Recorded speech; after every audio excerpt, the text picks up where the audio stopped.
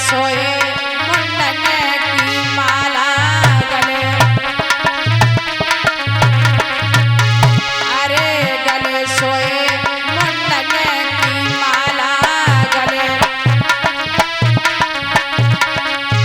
जके सर पर लटकी रहे कलवैया तो ओढ़े बाघांबर कांवरिया, जके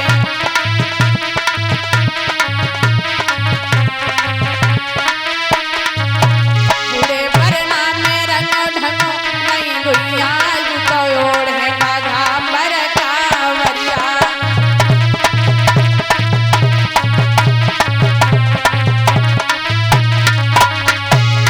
बूढ़े बरना में रंगो ढंगो नहीं गुइया तो ओढ़े बाघांबर कांवरिया।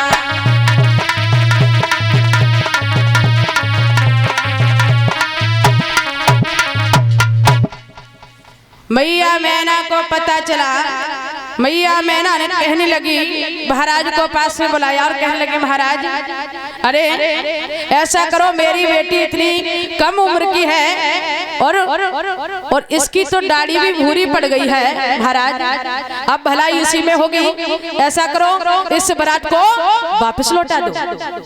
महाराज हिमांचल कहने लगे मैना कैसी बातें करती हो, अभी तुम नहीं जानती हो ये कोई साधारण व्यक्ति नहीं है, ये साक्षात प्रभु है। मैया मैना कहने लगी महाराज चाहे प्रभु हो और चाहे कोई हो, लेकिन मैं अपनी बेटी का विवाह इस बूढ़े के साथ में नहीं कर सकती हूँ, ऐसा करो इस बारात को वापस लौटा दो। देवर्षि बाबा नारद पास में पहुंच गए, कहने लगे मैना काहे को परेशान हो रही हो, ये इसमें आपका बहुत बड़ा सौभाग्य है जो भूतनाथ भोले बाबा तुम्हारे आंगन में तुम्हारे दीवान बन के आए हैं। मैया मैना कहने लगी बाबा इसमें सारी करामात तुम्हारी है? और मैया मैना बोली देवर्षि बाबा नारद से सुनो बाबा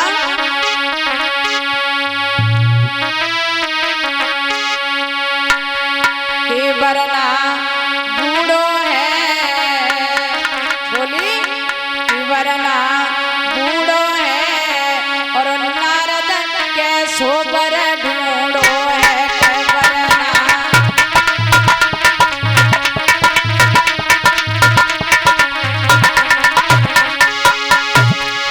वरना बूढ़ो है नारद के सोबर ढूंढो है, वरना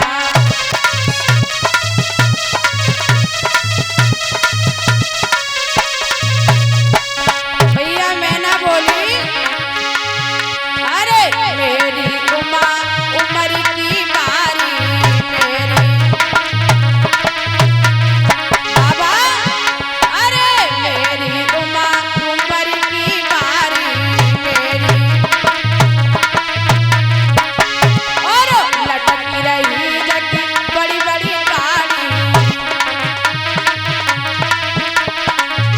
अरे लटकी रही जगी बड़ी बड़ी गाड़ी,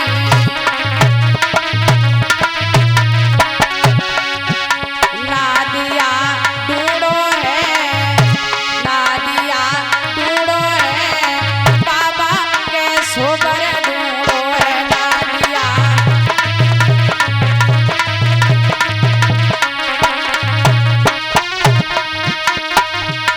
नादिया ढूंढो है, बाबा के सोबर ढूंढो है, नादिया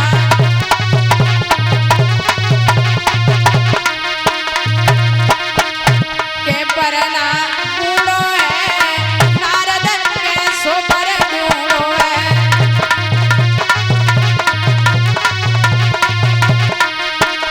और क्या बोली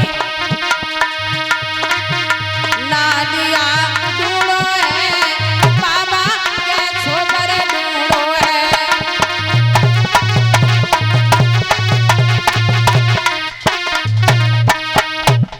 मैया मैना कहने लगी चाहे ये भगवान हो चाहे इंसान हो, लेकिन मैं अपनी बेटी का विवाह हर किसी के साथ में नहीं करूंगी, देव ऋषि बाबा नारद समझ गए। देव ऋषि बाबा नारद भोले बाबा के पास में पहुंचे और कहने लगे, बाबा क्यों अपनी हंसी करा रहे हो? ऐसा करो, अब इस भेष को त्यागो, सुंदर रूप धारण कर लो, और नहीं तो बारात बिना बहू के लौट जाएगी। देव ऋषि बाबा नाथ ने भोलेनाथ को समझाया। भोलेनाथ ने बड़ा सुंदर रूप बनाया। मैया मैना ने देखा, मैया मैना प्रसन्न हो गई, गदगद हो गई। बड़ा सुंदर मंडप छवाया गया। बताया है कि आज बड़े विधि विधान से भोले बाबा का विवाह जब मैया पार्वती के साथ में हुआ है, तो आज सभी सखियां बड़ी प्रसन्न हैं। तो आज भी परीक्षित महाराज जब किसी गांव में बारात आती है तो आज भी माताएं गालियां गाती हैं, और जब भोलेनाथ की भी बारात पहुंची है तो वो सभी सखियां भोलेनाथ को भी गालियां दे रही हैं। लेकिन किस भाव से? आज वो सखियां क्या बोली है?